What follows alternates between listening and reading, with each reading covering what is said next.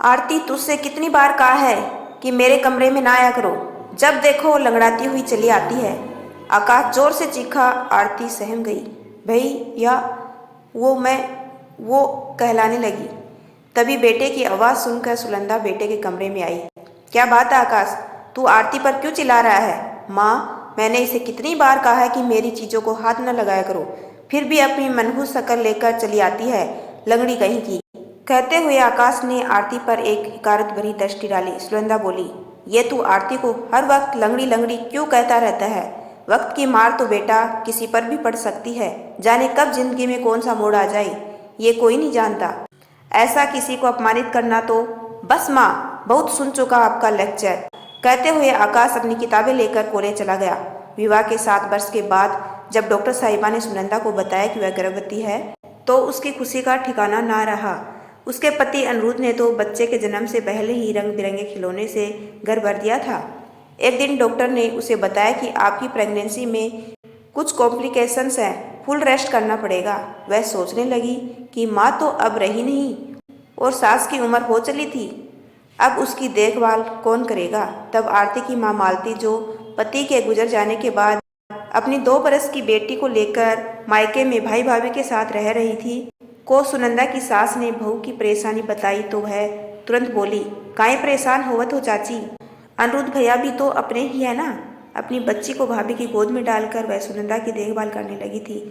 समय पर सुनंदा को खाना खिलाना, दवा देना और उसके बालों को संवारना, सब ऐसे करती थी जैसे कोई नंद अपनी भाभी की करती है। आकाश के जन्म के बाद भी वह जच्चा बच्चा की मालिश करना कभी नहीं भूलती थी। जब जाने लगी तो आकाश को बहुत प्यार की और सुनंदा के गले लगकर रोती हुई बोली, भाभी, कोई भूल चूक हो गई हो तो छोटी समझकर माफ़ कर दियो।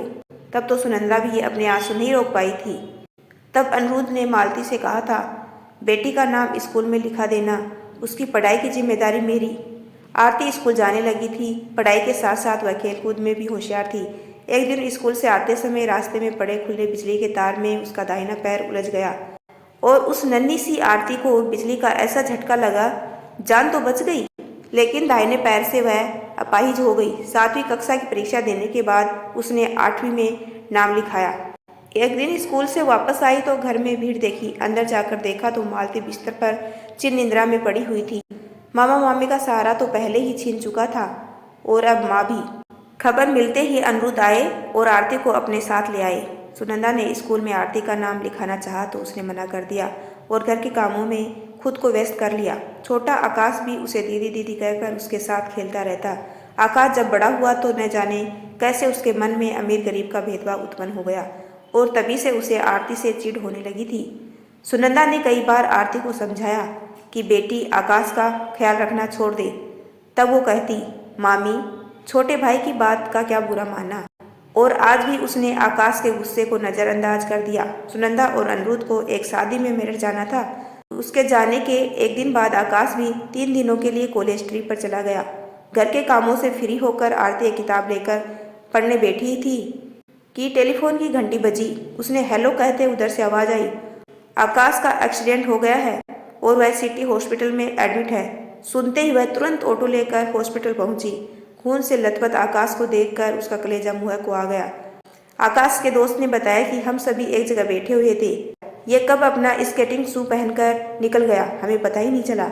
इसकी चीख सुनी तो देखा कि एक ट्रक उसे कुचलकर चला गया था। आरती ने मामा को फोन कर दिया और आकाश के पास बैठी रही। होश आने पर मम्मी पापा को देखकर आकाश ने उठने की कोशिश की, लेकिन वह नाकाम रहा। नर्स ने बताया कि टायर के भार से उसके बाएं पैर का नस दब गया है, जिसके कारण उसका हिस्सा सुन्न हो गया है। रिकवर होने में 2-3 महीने लग जाएंगे। आकाश के लिए यह सदमा असहनीय था। उस वक्त आरती ने उसे ढाढ़स बंधाया। घर आने पर भी आरती सुनंदा से कहती, मामी, आप आराम कीजिए, आकाश के पैरों की मालिश मैं कर देती हूँ। तब बिस्तर पर लेटे लेटे आकाश को एहसास हुआ कि उसने आरती के अपाहिज होने का कितना मजाक उड़ाया था और आज वह खुद ही।